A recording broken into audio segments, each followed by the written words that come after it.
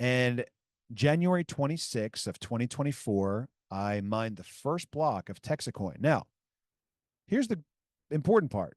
TexitCoin is technologically very similar to Litecoin. In fact, we started out as a Litecoin clone.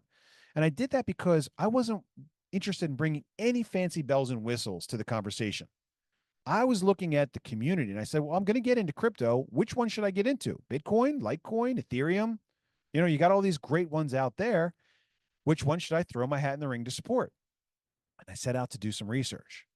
And that's when it hit me even worse than this Texit thing. What I realized is that Asia now primarily controls almost all the big cryptos. Proof of work cryptos, think about it. China makes the chips that you need to run the supercomputers that mine the crypto. They get almost free electricity. So, of course, it makes sense that they've got more than 51, 52, 53% of the mining power. Think about proof of stake coins like Ethereum is now. Whoever holds the most amount of it makes the decisions on the technology.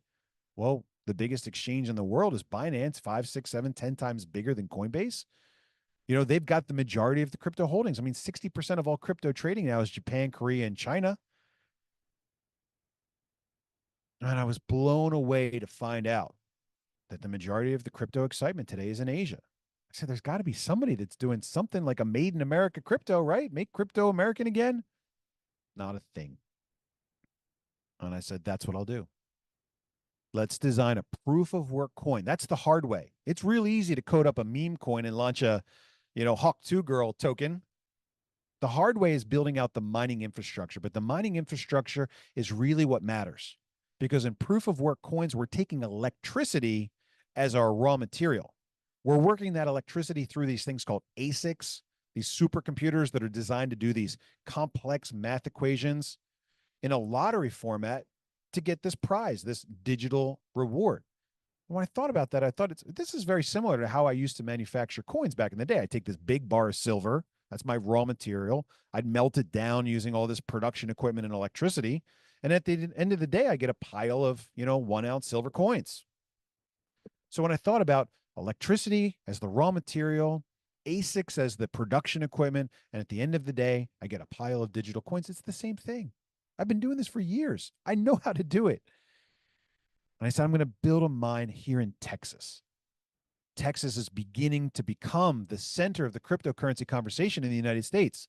Think about it, right? If crypto is all about electricity and power, we've got great electricity here in Texas. We've got our own grid.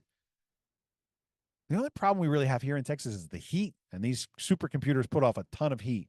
And we wrestled with that in the beginning. We had a garage full of these Bitmain L3s, that were old, outdated. I was like, we're going to repurpose these things and we're going to get them to make our own coin. And so I have these supercomputers screaming in my garage, and it's 120 degrees. And I said, there's got to be a better way to do this. I come across this technology called immersion cooling. Like a mineral oil substance.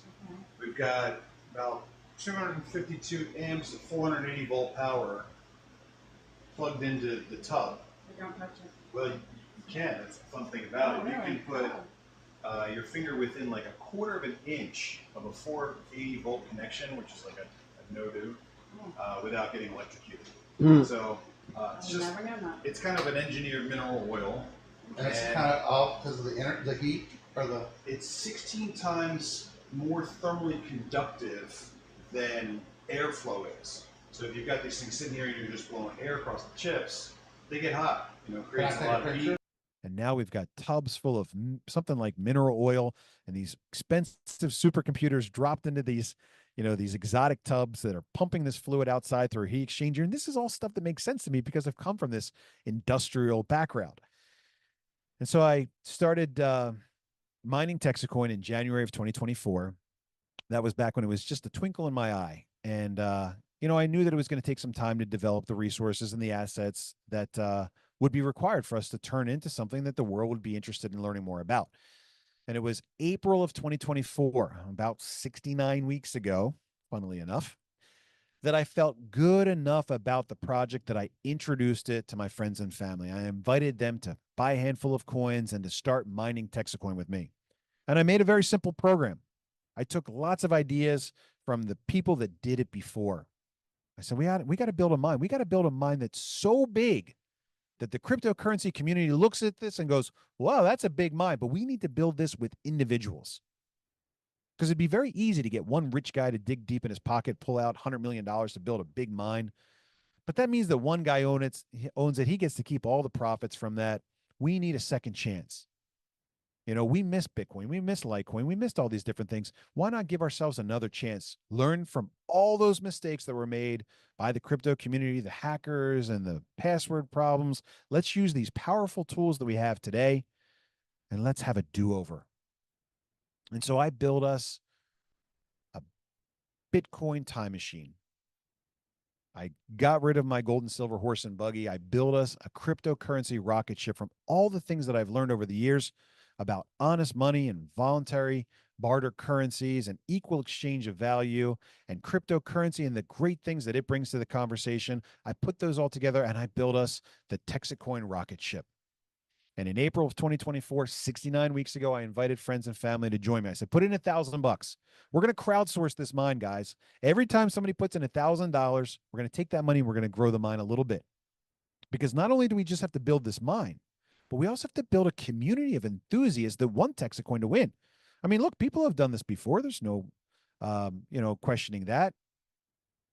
But they were trying to mine Bitcoin. We're mining our own coin. So not only do we have to build the mine big enough to the point where the world respects it, but we have to build a community that's passionate about honest money and serious about seeing our coin become successful.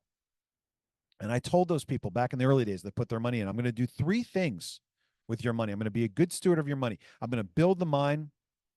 If you follow the rules of our little affiliate program, I'm going to pay you commission and I'm going to promote our coin.